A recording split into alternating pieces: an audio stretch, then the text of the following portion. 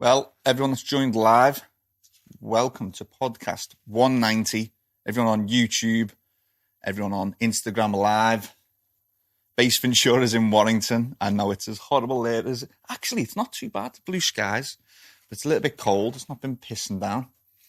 Not too bad. I'm happy with that. I am happy. So, it's podcast 190, a garden culture review.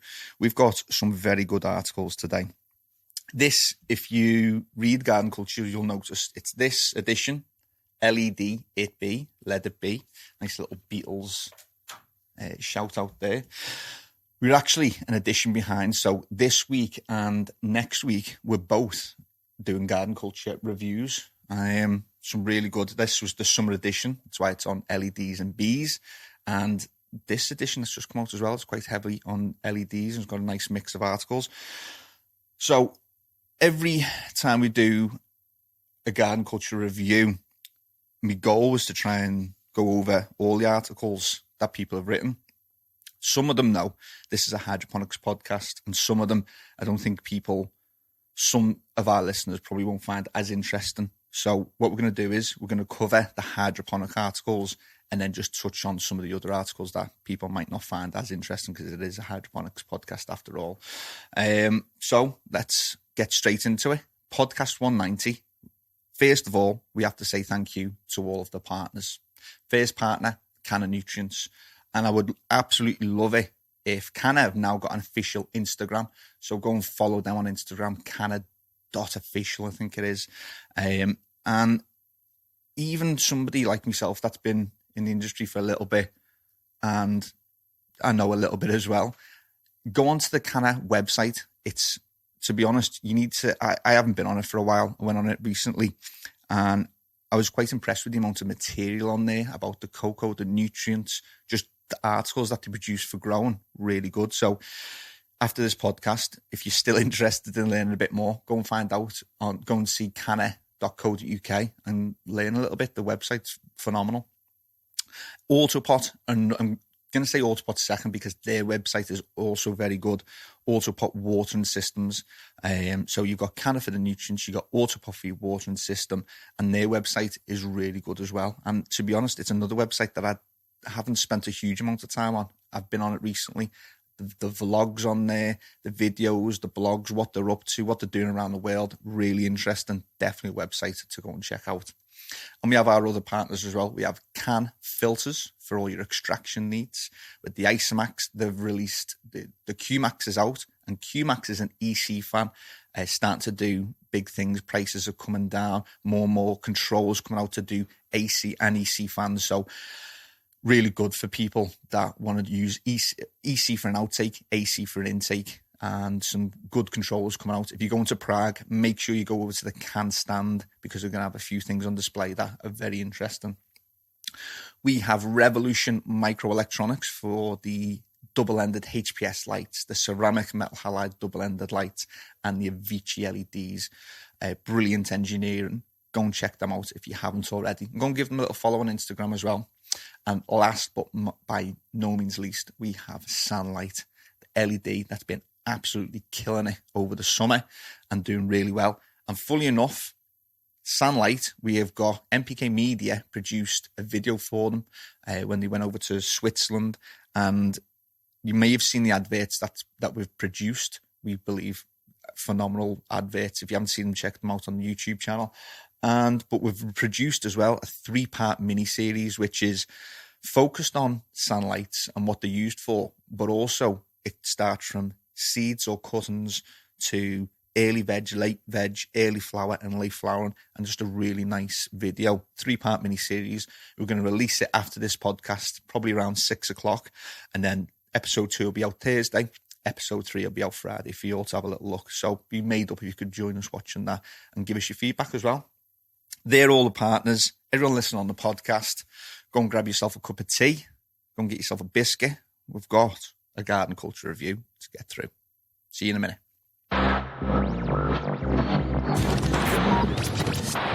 All good? Ready to go?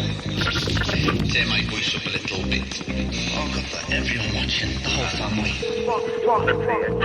Are you ready to go? Are you going to be in the house? people tune in every Sunday to listen. But even when business is good, we still manage to do the podcast. NPK.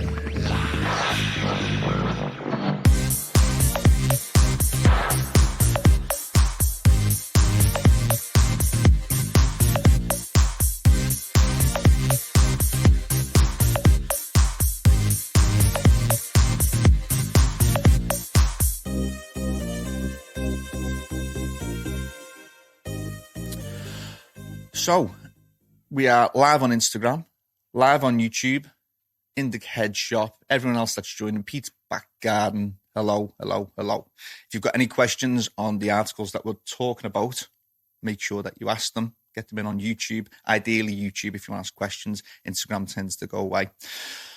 First article is by, so if you just joined, Let It Be, Garden Culture. It was out in, I think this one was out in July.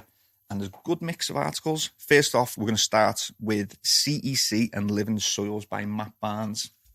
So, CEC, cation exchange capacity, which is a media's ability to hold nutrients, hold minerals and nutrients. Cations are positively charged ions. So you've got cations and anions. Cations positive, anions negative.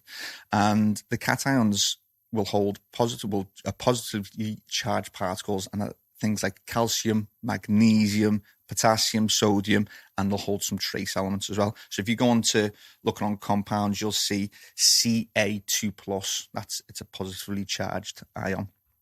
The higher the CEC, the more negative exchange sites are available to hold onto the minerals. So when we're looking at cocoa and we're looking at soil, you need to start looking at the cation exchange capacity that's normally on the bag. So if it's got a high cation exchange capacity, then the soil or the cocoa or the media's ability to hold on to nutrients is going to be much better. If it's got a low CEC, then you probably find that you're going to have to feed a lot more often because its ability to hold nutrients is greatly reduced.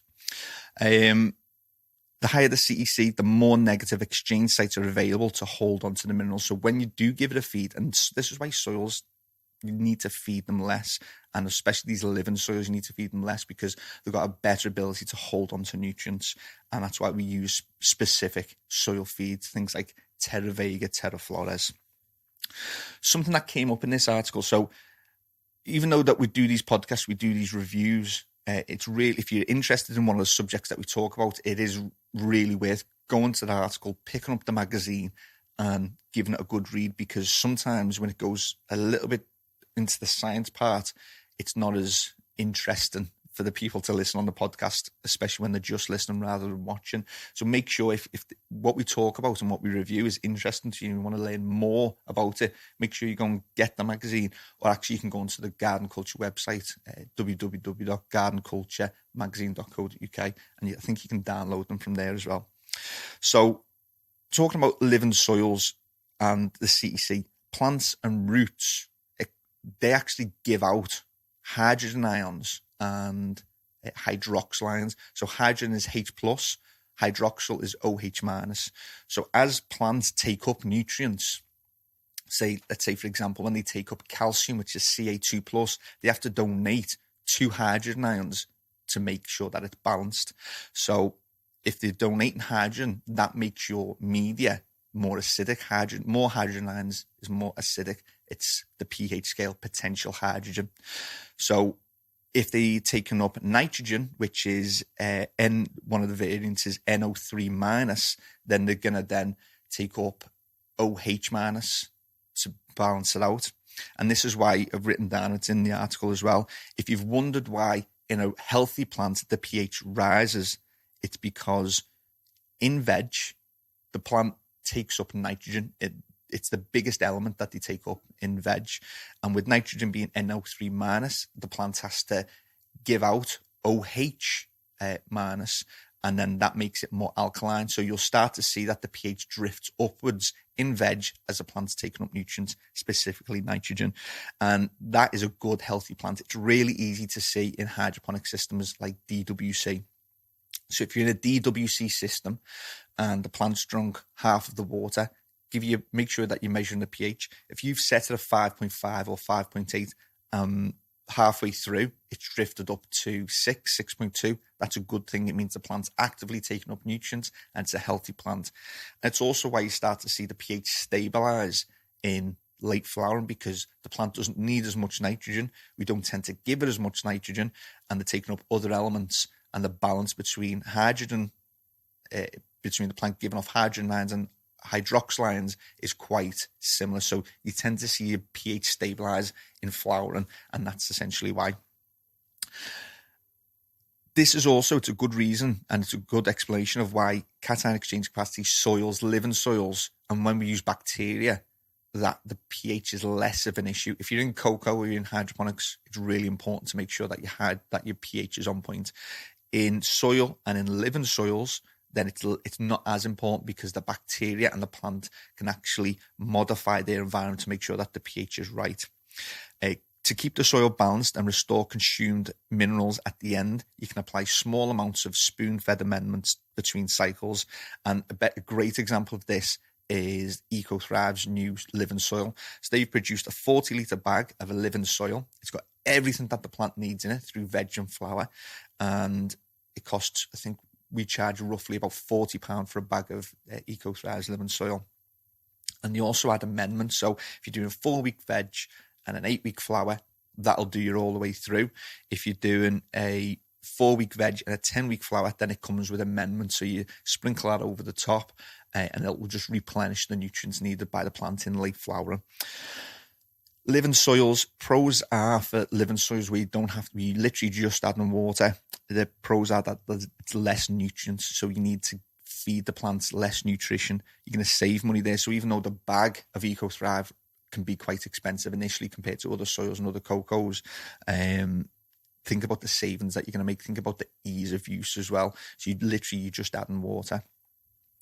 The living soils and soil, they tend to, it's good to use beneficial bacteria. It's good to use beneficial bacteria across the board, but especially in living soils and soil, it's very beneficial. So one thing that you have to keep into consideration when you're using soil or living soils is that the media always has to be wet. It always has to be moist. You don't want to be over wet, and you definitely don't want it to be dry. Bacteria specifically in dry environments and dry medias can die. So if you're spending a lot of money on these really expensive bacterias and you're allowing your media to dry out, then you're ruining the bacteria's breeding grounds. So you always want to make sure, if you're using biology, you want to make sure that the root zone and that the media is kept moist, never over wet, never too dry. And for cocoa growers, start to look at the bags of cocoa that you buy. The manufacturer's website, you can find out more about the cation exchange capacity. You can find out what's right for you. A higher CC also tends to mean that the media is going to hold more water. So it's going to hold more nutrients, it's going to hold more water. So if you're that type of grower that tends to overwater, then you need to make sure that what cocoa you're buying for you is right for your style of growing. So for any media, make sure you check out the manufacturer's website. Start looking at CC, cation exchange capacity, and start understanding about how plants take up the nutrients, how the different H+ and hydroxyl ions can affect pH, and you start to get a better understanding of what's going on in the root zone and essentially make you a better grower. So that article on CC and living soils was by Matt Barnes. A really good article. If that interests you more, he's got some really nice diagrams on there, and it'll help you understand a little bit more about cation exchange capacity. That good article. So next up as well, make sure if you've just joined, if you've got any questions, we've just done the CC and living soil article in Garden Culture. Next one is LEDs Revisited by Theo. Make sure if you're listening, you've got questions, make sure you throw them in the comments. Indica says sound is crackling a bit. Josh Coates, if you can have a little look at the sound, saying that it's a little bit crackly. So LEDs Revisited. Now Theo, those of you that know Theo also know that he was one of the main driving forces behind Gavita. He is one of the main people that made Gavita so successful, and he now works for Fluence by Osram and has been digging really deep into LEDs and where we currently stand on them. Now, before anyone thinks that Theo may be biased in this article because he now works for an LED manufacturer, we interviewed Theo at Spanibus in about 2015, and this is when 2015, 4 years ago, LEDs still weren't really anywhere near HPS, but Theo knew LEDs were going to be the next big thing, and he was never against LEDs. He was just against bad science, and this is where LEDs started. They all started with bad science, and that's why they've struggled. So, Coates, we're going to throw in, for the people that listen on podcast, we're going to throw in a bit of a segment from that podcast that people can listen to Theo 4 years ago, telling people about the benefits of LED and just the fact that they needed to get a bit better. So the crackling, we're going to have a little look into it and try and see if there's anything we can do about it. Do some more testing. If it's not the Mevo, it's the audio, isn't it? There's always something wrong. It's because we're just drawing so much power from YouTube and Mevo and Instagram. That is Josh and Coatsy to sort out, and they're scrambling in the background trying to sort it out. So apologies for anyone watching live where the audio is a little bit crackly. So in this article, Theo starts with a short history of why LEDs got tarnished with a bad name. And essentially, it's because they just came out with such shit science. They came out making claims that their 400-watt LED would replace the 1,000-watt double-ended HPS. People believed them. They'd go and buy those LEDs. And when they essentially performed terribly, then that meant that all LEDs were shit. And unfortunately, it wasn't the case. It was just the fact that people probably couldn't afford the really good LEDs at the time. And they were looking to the cheaper LEDs, the Chinese imported LEDs, and just getting terrible results, and then applying that across the board to all LEDs. They claimed that the LEDs were really much more efficient than HPS, but they would cost thousands of pounds, and often they were lacking the spectrum. So a lot of work has been done now on the spectrum of LEDs.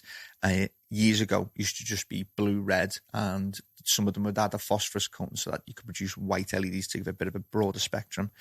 Theo's now used a comparison of various HPS fixtures against current high-quality LEDs and found that today's LED fixtures can be over 30% more efficient compared to HPS lights, which is a big dramatic turnaround from the previous 5 to 10 years. So we've always said LEDs have had a bit of a tarnished history. False claims, bad science, too much people have had to spend too much money to actually get the really good LEDs. But now, as technology has improved, then the cost of buying an LED has been reduced, and they are starting to do big things. We're a big fan of the SANlight LED. It's the ones that a lot of our customers are taking. We've had no bad feedback whatsoever, and that's been over the summer. And even still, now that we're getting into the cooler months, we're getting into winter, a lot of them growers are continuing to stick with SANlight to just buying more of them. So it's a good shout out to LEDs and where they are in the industry. So Theo's written a really good article. It's a 3-page article, but you really need to read it. He's done some graphics to show about the efficiencies of LEDs compared to HPS, and also it's just next level article. He's written the PPF, the PPFD. These are things that you need to start understanding as well.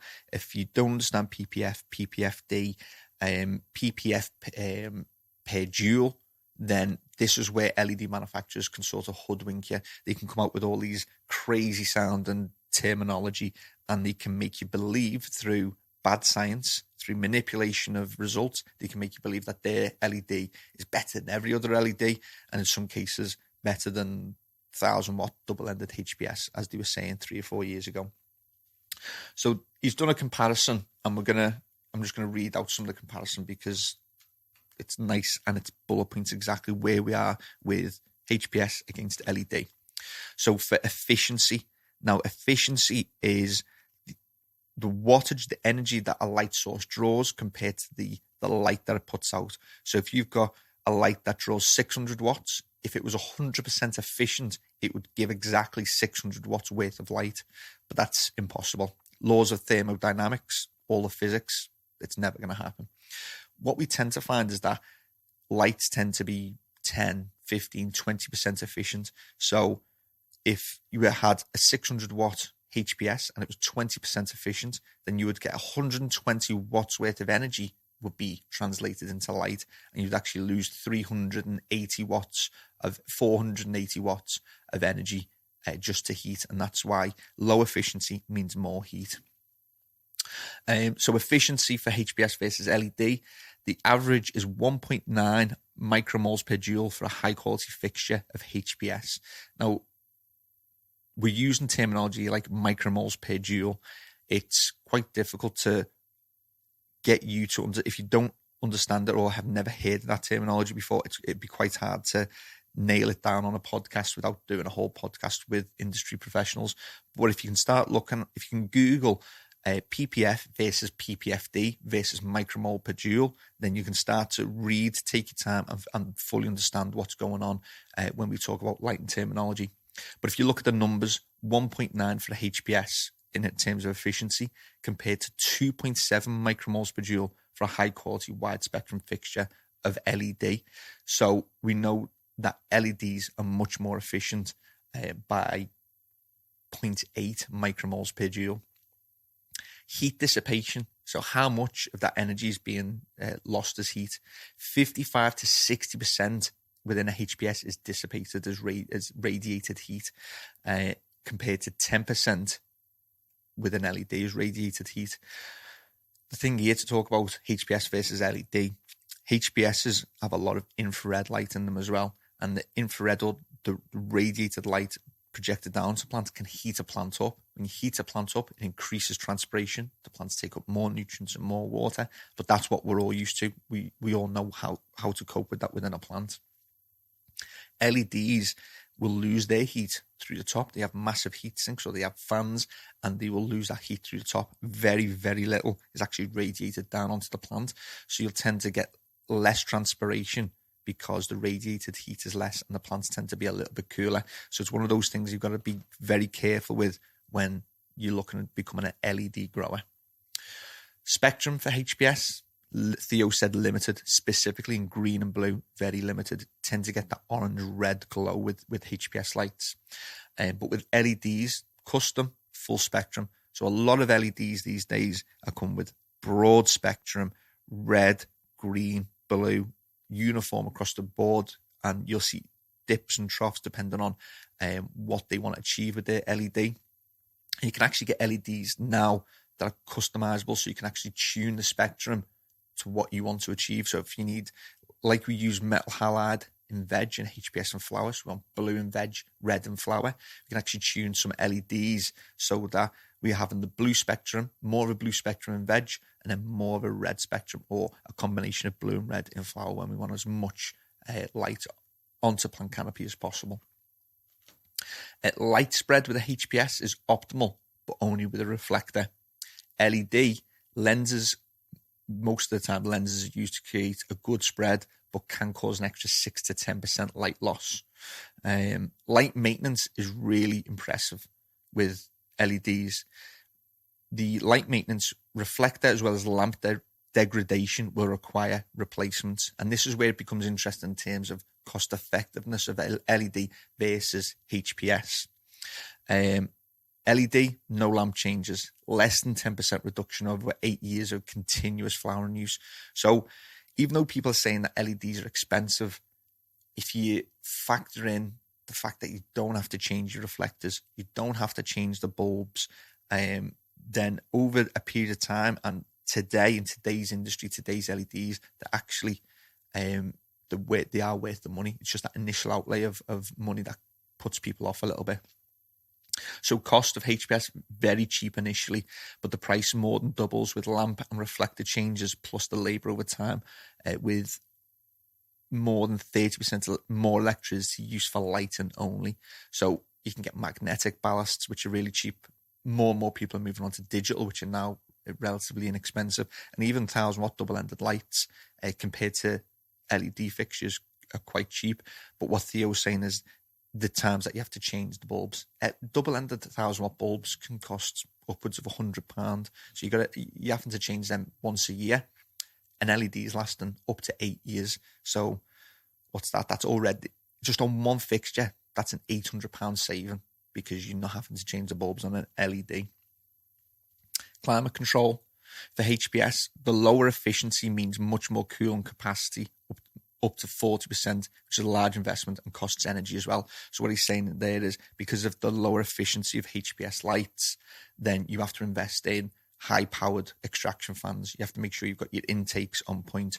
If you're on big facilities, you have to make sure that you've got HVAC, air conditioning, everything that goes with cooling a HPS room is not needed with LED, or is needed a lot less. LEDs, less cooling is required, but in cold months, the adverse effect is that you actually have to supplement with heating, especially during the lights off and even during the lights on. But Theo's saying that the balance is still much in favour of LED. Crop cycle, this is an interesting one. The normal period of an average of 8 weeks or 9 weeks for flowering plants, depending on the cultivar. He's saying that there's a reduction in flowering time up to 1 week. And we've actually experienced this ourselves. We've seen customers come back and say, well, I've got this 8-week flower and it looks as though it's ready. So we've actually seen first-hand evidence as well. People saying that it reduces the flowering time. Grams per watt. Good growers with HPS will achieve 1 to 1.4 grams per watt of lighting applied. LED, because of the better efficiency, good LED growers can get 1.4 to 2 grams per watt of lighting. So another big thing to take into consideration. You're putting less wattage onto the plant, but you get more grams per watt because of the better efficiency with LEDs. Crop quality is very interesting, very important. Good quality with HPS does well under crops do well under HPS, but adding supplemental blue and green can increase overall quality, but then that's increasing the cost. LED, increased quality of end product because of the full spectrum. You've got increased flavonoids, increased terpenes. The terpenes is an interesting one. HPS tend to burn off the volatile terpenes. So terpenes that will, they're called VOCs, volatile organic compounds. If they will degrade at 28, 29 degrees, then essentially they'll evaporate. The HPS will remove them from the plants because they've put them into the atmosphere. It's not, I can't think of a good word to talk about terpenes being released into the atmosphere, but the ones that will be removed because of high heat, HPS is going to get rid of those terpenes and you'll never experience them in the end product. LEDs, because of the less radiated heat onto the plant, you're going to achieve a much broader range of terpenes, much more flavonoids. You're going to get a much better end quality product because the plant, the VOCs are being reduced far less than against HPS. And then finally, multi-layer or short distance applications. HPS not suitable. You don't see multi-level tiered growing with HPS because it's just too hot and you have to have your plants a certain distance away. So this is what Theo said as well. You need a certain distance to the crop and the overlap of the fixtures to create a good light uniformity. So you just don't see it on multi-level growing. LEDs able to spread the light evenly over a large space using low power bars, extremely suitable for the multi-tiered growing. So in his comparison there, it looks as though LEDs come off massively better. And it's really good that we're getting to a point now with LEDs where they become much more cost effective. It's where LEDs used to cost £1,500. You can now buy 2 SANlights for £900. If you're buying a pair, I think the RRP for around £495. I think a lot of shops are doing, because you have to buy 2 for a 1.2 meter square space. They're doing for around £900, and they're lasting you for 8 years before you can get any degradation or up to 10% degradation. So it's a really good investment for people that are looking to do this for the future and to try and remove some heat. Before I move on with the rest of the article, get some comments going. I bought a 400 watt Apple thing years ago. It was useless. Yeah, that's exactly what put people off from buying LEDs. Looking for Hope says, we love them, but the price can hurt. Once you use LED, hard to go backwards, so forward in light LEDs. And they've also asked, has anyone done seeds just for LEDs, or does that not matter? So with seeds, a lot of people think that seeds need light, but actually if you think about nature, seeds are buried, and when they get warmth and moisture, then they're going to start to sprout. They don't need light. It's only, so the seed will sprout, it'll form its, I think it's called cotyledon. I don't know if I've said that right, but cotyledon, that will break open the seed, and then after that it forms a true set of leaves. And it's only then, when it's got green, when it's got chlorophyll exposed, that it actually needs light to make energy. So seeds don't need light. On to the YouTube comments. Let's have a look what you were all saying. Indica said, do you think PK is needed for 8-week cycles, as most base nutrients contain everything you need? Yes, I do. And I'm not just saying that because we sell PK in the shop. PK, phosphorus and potassium. When plants move from a vegetative state to a flowering state, you don't need as much nitrogen because they're going for less vegetative matter. They still use a hell of a lot of nitrogen. That's a big thing. People think that they stop using nitrogen. They don't. Nitrogen's still one of the most used elements, even in flowering. But PK, when you start to form flowering sites, more phosphorus and potassium is needed in those flowering stages. So if the plant, if A and B, which is your base nutrients, had enough PK suitable for a flowering stage, then it would be unsuitable for a vegetative stage. So what companies do is they'll make the A and B perfect nutrition for veg moving into flower, but they also know that they've added the additives so that you can top up your A and B with the elements that are needed in the flowering stage. So A and B all the way through, and you don't need it. Like, you can grow a perfectly healthy crop, get good yields without adding PK. But it's one of those things, it's cheap enough. You can buy a 1 litre can of PK for £15, and the difference it makes is dramatic. So definitely, in my opinion, definitely worth adding PK, even on an 8-week cycle. Jack said, is CMH, ceramic metal halide, better for green and blue spec than HPS? Absolutely. So ceramic metal halide and metal halide is predominantly blue, really good for the vegetative stages. Ceramic metal halide has got a better spectrum than just metal halide, but it's got a lot of green, a lot of blue.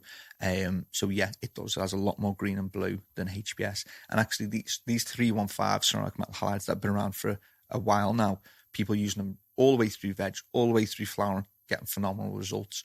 And we've actually got a rep coming tomorrow to show us their 600 watt ceramic metal halide. There's a few 500, 600 watt ceramic metal halides starting to make their way onto the market, and it's going to be really interesting to see how ceramic metal halide goes up against HPS, see how ceramic metal halide goes up against LED. I think it's going to be a ceramic metal halide LED battle moving into the future. I think HPS is slowly going to move out of being one of the most predominantly used lights, definitely in the next 5 to 10 years. Indica said, any ideas about light spectrum as to why outdoor flourishes as opposed to indoor?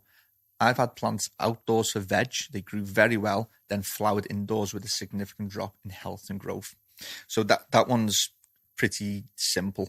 The plants have evolved over billions of years to be used to the exact spectrum of the sun. I could be wrong, but I believe that the spectrum of the sun has never changed while plants have been on the planet. So plants have become accustomed to that very specific spectrum of light, and the intensity of light as well. The intensity in the spectrum will change around the world, but it's always consistent in that part of the world. So what happens is, and this is applicable as well for people that grow under metal halide and then switch to LED in flowering, the change of spectrum stresses the plant out.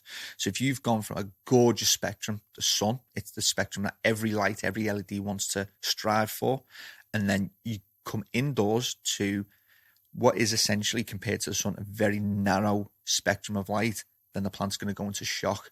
If that shock's combined with slightly bad environmental features, if you've got humidity that's too high, too low, temperature too high, too low, or you've changed your feeding regime, then all these stresses combine. And I know a lot of people that go from vegging outdoors to flowering indoors tend to have a lot of problems.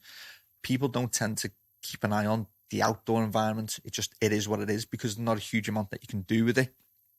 So you don't tend to know your temperatures. You don't tend to know your humidity. You don't tend to know the airflow of what's going on outside. And then you bring them inside and you start measuring everything, but you don't know what the plants come from.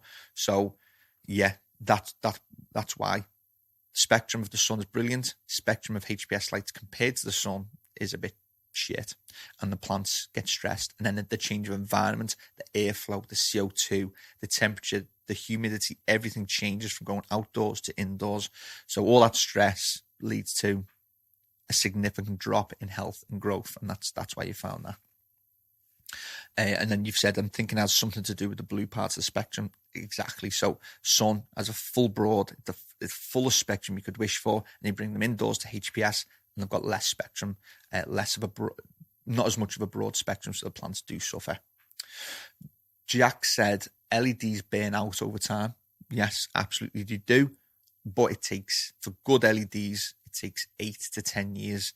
We've got data, we've got science to prove that if an LED is given out 100% of its spectrum, it only degrades to 10% after 8 years. And then even up to 10 and 12 years, the degradation is only 12%, 15%. Compare that to HPS light.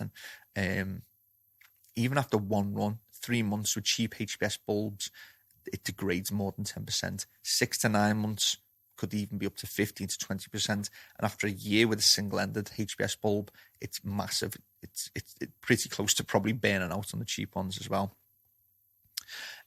Next question was, if you mix LED and HPS, will you get both benefits, or will the light spectrums affect each other? That's a question I'm not definitive on myself.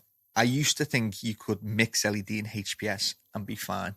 But after spending some time with LED manufacturers, they say that it's much better to have just an LED spectrum or just to use HPS because something to do with the mix of spectrum. It might be that because LEDs are broad spectrum lights and have everything that you need. And then HPS have got good spectrums. They still produce phenomenal results, but might overpower with the LEDs, and the HPS might overpower it with the red. And like light could be the same as nutrition. When you overpower it on one part of the spectrum, it could potentially affect other parts of the plant that need different parts of the spectrum and different colors. So I would play it safe. I would just stick with HPS, or I would just go LED until we get more conclusive data on whether we can mix and match. The only thing I would say to that, though, is that if you are in the summer and you're having heat issues, I think it would be better to do a mix and match of HPS and LED, reduce your temperatures down rather than either removing light, so you've got less wattage less light hitting the plants, or just sticking with the HPS and keeping those high temperatures up. So in that case, if it is reducing the temperatures and you can still get that spectrum, you still get that light hitting plant, maintain your yields, then that is a chance where you get to use a mixed spectrum. And then Indica said, I just hope the LED manufacturers offer services for fixing their units once they fail. For example, diodes. Given the high price point, this would be a good selling point. On that point, actually, Indica, SANlight, and there's probably others out there, but I'm saying because they're a partner and because I've actually spent some time with them, you buy their unit. Now, if you look closely, can't remember off the top of my head, but I think it might be 6 units, individual lights click into place on that main unit. So what SANlight is saying, and one of their main selling points, is that if one of those units goes, if one of your diodes goes, then you can remove it, send it to be replaced, but still keeping the light on your plant. And the other really nice feature of SANlight is as you do that, the wattage is then distributed amongst those other 5. So you're still getting the exact same amount of light, but it'll just be distributed a little bit differently. The spread will be a little bit different. Replace the fixture, put it back on, and you're good to go. The other benefit of that with the SANlight is that when they improve their diodes, you're not stuck with a unit that you've paid £900 for the pair of. You can take those out and then just go and buy these new and updated fixtures, because LED still is massively improving. The LEDs we've got today will already in a year's time will be outdated, and there'll be newer models, there'll be newer fixtures out there. SANlight have got around that by interchanging the packs that come with them. So take my hat off to SANlight for that. Yeah, absolutely. That's great by SANlight, progressive, and that's where all LEDs need to go. And just before we finish off the article with the LEDs, that we really need to start digging into science. I know it might sound boring, and it is boring, to be honest, unless you're really into it. And we're talking ppf per joule, ppfd. It is boring, but if you truly want to understand light and you don't want to be hoodwinked by LED manufacturers that are just after your money, understanding those things allows you to go to the shows, allows you to go to the shops and say, hang on a minute, is this LED stating its ppf per joule? Because I can take that information and compare it to this LED who said that their ppf per joule is this, and we can start getting much more informed decisions. If you're spending £900, if you're spending £2,000 on LEDs, you want to be absolutely sure that the LED is right for you and you're not being hoodwinked by false data.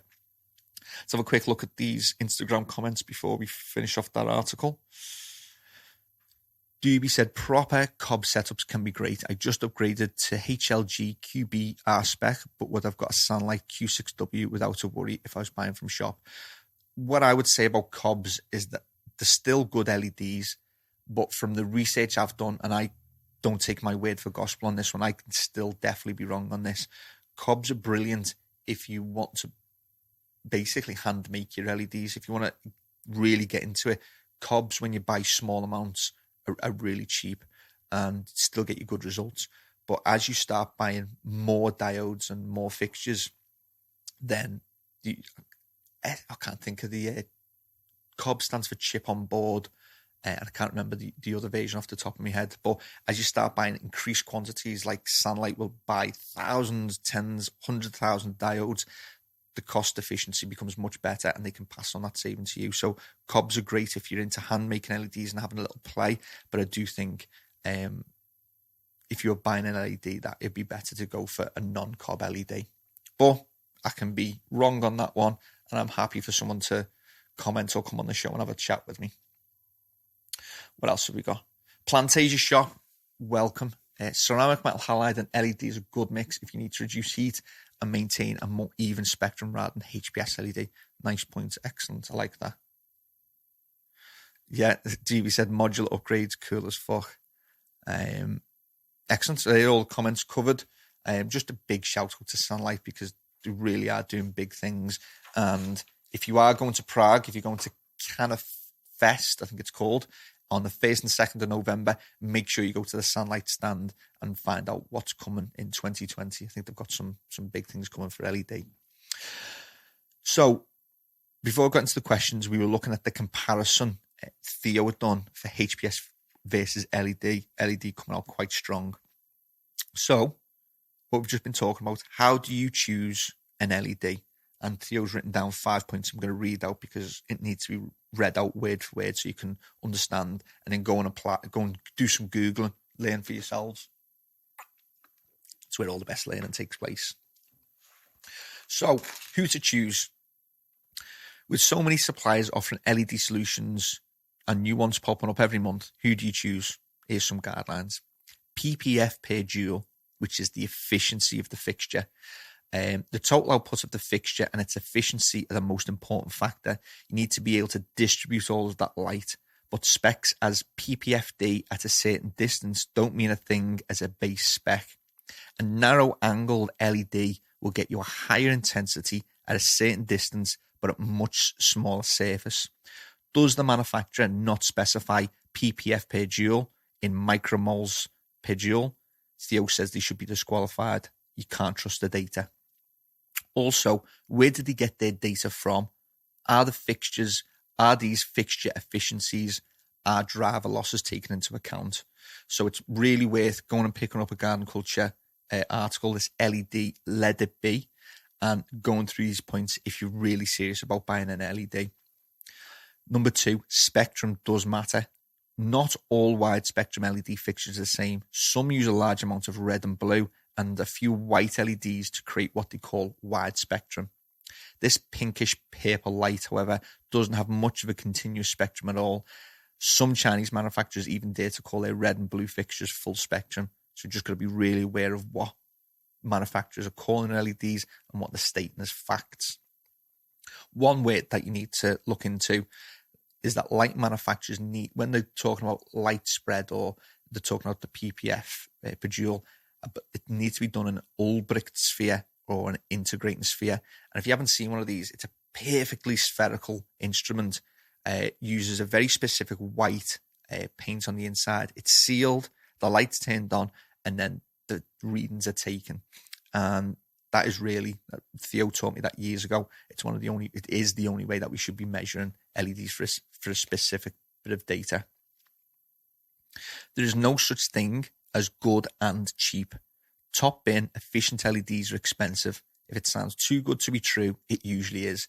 So these Chinese imported LEDs with a mixture of different names, red and blue spectrum, people are saying that they're getting really cheap and they're getting really good results. But really good results is subjective. So really good results for somebody that has been doing it for 6 months is very different from somebody who's good result and has been doing it for 20 years. So try not to listen to your mates. Try not to listen to the forums when they say they bought a 150 watt LED for £200 and they're getting really good results. There's just too much data that you need to take into account to understand what is a good result for them. Continuity, number 4, often a forgotten aspect. You're buying a product that is going to last for about 8 years if you buy it properly, if you buy a good one. It's a long time. Will a manufacturer, even the good manufacturers, we're not even just talking about Chinese imports. If you buy a Chinese import and it goes wrong, are you going to send that back to China? Are you going to get the replacements? Are you going to pay for the shipping and the costs? No, I wouldn't. And you're just not going to do it. You're just going to go out and buy another LED, aren't you? So are these manufacturers, have they just popped up? Have they been around for 6 months? And are they going to be around another 8 years to be able to potentially give you money back if something's gone really wrong? Or at the very minimum, replace that LED or replace that light that you've bought? You know, the good manufacturers. Theo used to work for Gavita. That company's been around for many years. If something goes wrong in 4 years, it's very, very likely that's still going to be there in 4 or 5 years and they're going to be able to replace the fixture. Has the LED manufacturer that you're going to buy your light from, have they been around for a while? Do you think that they're still going to be around in 5-6 years? So if anything goes wrong, they can replace it. It's all things you need to think about. How big and successful is the organization? Buying cheap may seem attractive, but in the long run, it can end in total disaster. Having to send your warranty fixtures back to a faraway country and waiting for a replacement, not an option. And number 5, communication. I don't mean if a manufacturer's fancy advertisements or a good trade show booth, what do they claim? Are their claims consistent? Have they been backed with good, reliable case studies? Is it all anecdotal? And anecdotal is one of my favourite words because anecdotal is the term we use for evidence, in inverted commas, that somebody's just come up with. So, anecdotal evidence. I've just drank this bottle of water and I feel great. Therefore, this bottle of water must have been what made me feel great. It's anecdotal evidence. It's based on one person's findings and it doesn't take into account a lot of other variables or a lot of other factors. So make sure the evidence that they're presenting is actual evidence and not just anecdotal. Does it seem too good to be true? What did they say before they had these new efficient models? Beware of snake oil. Ask for references. Take every claim with a grain of salt, as every manufacturer will put his best results forward. This is true for everybody. Nobody's going to tell you the shit results or the in-between results. They're going to tell you the best results possible that they achieved. And the best results, it could be 1 time out of 10 tests. The really good companies. So when Theo used to work, and I've learned the majority of my lighting knowledge from Theo.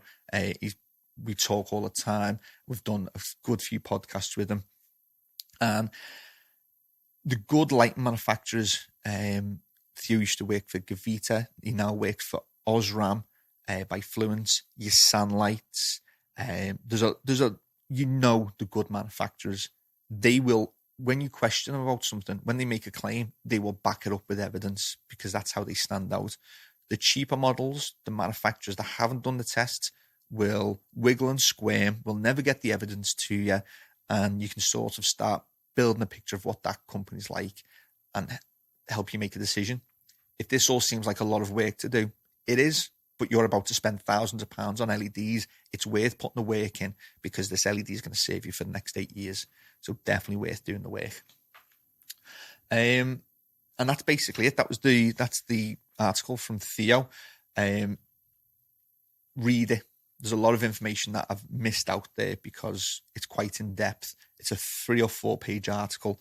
Download it from Garden Cultures magazine online, or go and pick up a copy in your shop. And really, if you're interested in LEDs, get into that and make sure you're buying from a good trusted manufacturer. Doobie said, lost grow time when sending to China waiting for replacement. There you go. You got to take all these factors into consideration. Lost grow time. Are you ever going to get that LED back? How long is it going to take? Just many things.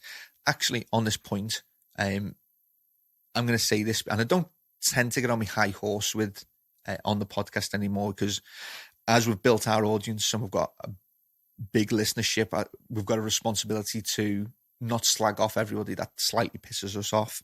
But this time, I think it's warranted. So we used to do good business with Spectrum King LEDs. Spectrum King LEDs, even still, used to make wild claims, inflated claims, but at the end of the day, the LED was still good. They used to make they used to talk about their lights in terms of lumens. If anyone who's got a good understanding or a reasonable understanding of lighting knows that lumens are for humans and PAR is for plants. PAR is photosynthetic active radiation. We don't talk about lights in terms of plants with lumens. It's pointless. So they used to get, you can actually probably still find videos with Spectrum King where they talk about lumens. We had some good customers taking Spectrum Kings. Some of them broke. This was after like 2 or 3 years. We sent them back. They fixed them both, and then we got them to the customer. In transit, one of those LEDs was damaged. So we sent it back to them and said, listen, it was damaged in transit. He spent a lot of money. Would you perhaps upgrade it to a Spectrum King 602, which is their newest model of LED? He's a good customer, and he's been loyal with Spectrum King. The response we got was, no, unfortunately, damaged in transit, we don't cover. And it is what it is. We'll send it back. It works fine. It's just damaged cosmetically. So there's nothing really I can do about that apart from get on my high horse and say, if anyone ever comes in our shop and asks for a Spectrum King again, I'll be moving them on to Fluence by Osram or SANlight LED or Revolution Avicii, any other LED manufacturer that have still got a good reputation with claims and returns. I'm sorry to do that to Spectrum King, but I don't feel like you're a company that I would do business with, and I'm not going to risk my customers taking those Spectrum King LEDs when that's the type of return policy that you've got. So that's me off my high horse. So what else have we got?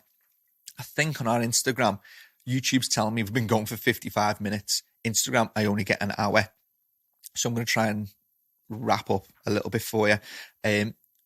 Go and get your Garden Culture magazine. This issue is really good, especially if you're in the LED market. If you're interested in bees and the bee populations and what we're doing that destroys bees, this edition was really good as well. It tells you all the ins and outs about why we're destroying bees, how to stop it, and all the rest of it's doing really well. It's a good article. I'm just going to shout out to Josh because it seems like the YouTube stream has stopped. And you got Josh. So if anyone has been watching on YouTube, Doobie says, don't be sorry, Steve, they could have upgraded for goodwill. I know. It was one LED. It wasn't like I was asking for 4 or 5. So a bit mad, but there you go. That's what some companies treat you like. Are we still on Indica? Because I can't, it's gone off on my screen. Just, yeah, all good. Sound. So, Instagram, I think you're probably going to go off in about 4 minutes. I'm just trying to get myself back up on YouTube. Sound. We'll keep the comments coming in. I just can't see F all. Next article, photosynthesis, translocation, transpiration, and respiration. That was by Grubby Cup. This one was quite heavy on the science. So even though I loved it, I'm not going to go into too much detail on it because it was very science heavy, but a very good article. Essentially, we're just going to go over the bullet points here. Photosynthesis, sunlight, water, carbon dioxide. Photosynthesis, the process of taking these products, turning them into sugars, and the byproduct being oxygen, and the byproduct sugar and oxygen. Translocation, that is the glucose and fructose that's formed in photosynthesis, combined to form sucrose, which is basically table sugar, and that's transported around the plant via the phloem. Sucrose powers wide variety of processes, such as the formation of cellulose, which is the fibrous part of a plant, and it's also converted to starch for long-term storage, such as in seeds. Transpiration is this part starts as water enters the root zone. So gets into the root zone, passes through the xylem, and they're the main two transport mechanisms within a plant, the phloem and the xylem. So water passes through the xylem to the leaves, and finally leaves the plant out the bottom of the leaf through the openings called stomata. And that's basically transpiration. As the water leaves the leaf, it creates pressure within the plant to pull more water out through the roots. So this is a good part to say about your environment and transpiration. If your environment's too hot or too dry in terms of humidity, puts a lot of pressure on the plant and can cause stunted growth because the stomata will close to save water. And if it gets really bad, it'll just cause wilting, and you'll start to see the plants folding down on themselves. And I want to also say the difference between wilting and another deficiency within a plant. Some people have been coming to me recently and been getting a bit confused. Wilting is where the whole plant and the stem will all droop down, and if you've seen it, you know it's unmistakable. It's underwater, but can also look a little bit like overwatering. The other part is nitrogen excess, nitrogen toxicity, where the plants and the stems are all upwards, but the leaves claw down and tend to go really dark green, but the clawing, and some people will mistake that for underwater and overwater and can get themselves into more problems. So make sure that what you're looking at is make sure you're identifying your problem properly and not correcting a problem that doesn't even exist. Respiration. This is essentially the opposite of photosynthesis. Glucose and oxygen converted into ATP, which is energy. ATP stands for adenosine triphosphate. Now, adenosine is one part of it. Tri, meaning 3, phosphate. And this is part where in flowering, somebody asked the question before why PK is important in flowering. ATP, adenosine triphosphate, it's 3 phosphates attached to an adenosine molecule, and that is energy. So when the plant needs more energy in flowering, it needs more phosphorus, a good time for PK. And respiration occurs throughout the plant constantly, as it doesn't require light. So that's always going on, even though it's the opposite of photosynthesis. Good article, very heavy on the science. If you're into that type of article, make sure you go and read that edition. It's green, photosynthesis, translocation, transpiration, respiration by Grubby Cup. Really good article. So is that feed gone? Okay. Are you gonna charge back up? Okay, cool. Batteries dying. Hey, batteries dying. So there's some articles here. There's Urban Beekeeping by Albert Mondor, Dandelions by Caroline Rivard, which is about keeping the bee populations, Spice Up Your Life by Catherine Sheriffs, and Can Mushrooms Save the Bees by Rich Hamilton. Now, I think I've got a little bit of articles to go here, but we've been going for an hour. Instagram's about to go. Thank you very much for joining on Instagram. Love you all. Join us next week. See you then. There we go. We just did Instagram really well, didn't we? Shared a story. So for everyone watching on YouTube, we've got 7 people watching. Are we back on? I'm going to wave at the camera. Are we back on? It looks as though we're back on. Yes, we're back on, aren't we, Josh? With YouTube. Yeah, happy days. 6 people watching. Just somebody do me a favour, leave a comment if you can hear the audio okay. And we will carry on for the last 10 minutes. Next. Yeah, thank you very much, Jack. Appreciate that, bud. So, good, I can finish off this. If this, we haven't started streaming, so it's all good. Happy days. I love it when it's all good. So, next article, Relative Humidity, Transpiration, VPD. This is by Gareth Hopcroft. Very, very good article. It's up there for article of the edition. So let me skip forward and find it. Now, VPD, while I'm moving forward, is vapor pressure deficit. If you haven't got a hygrometer thermometer in your room, you can basically ignore this next part because you need to pause, go to the shop or go online and buy yourself a thermometer, hygrometer. Let's see if you can go back online for another live feed. Let's go again on Instagram. I don't know how to do these hour-long ones. The time just goes by really quick. So we're back. We're live back on Instagram, finishing off this garden culture review. Keep going. We're on relative humidity, transpiration, VPD. Article written by Gareth Hopcroft. Explains why we need to transition from just relative humidity readings to VPD. Like I was just saying, if you haven't got a thermometer, hygrometer in your room, then go to your shop, pause this podcast, stop because it's pointless this next part for you. Go and get your thermometer, hygrometer, start knowing what your humidity is, start understanding what your temperature is, and you absolutely do need a thermometer, hygrometer. You're not Jesus, you're not God.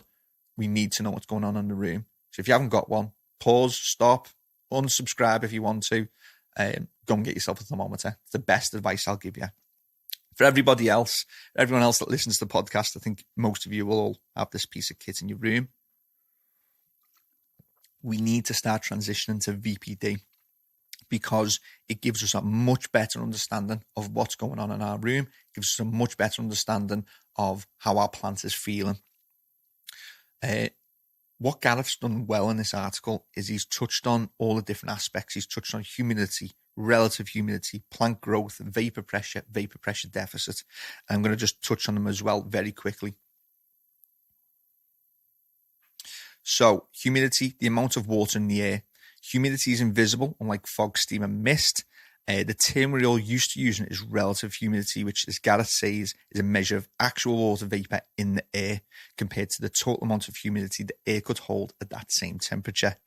As air warms up, it expands, and as it cools, it contracts. So warmer air can hold more water than cooler air. Relative humidity and plant growth.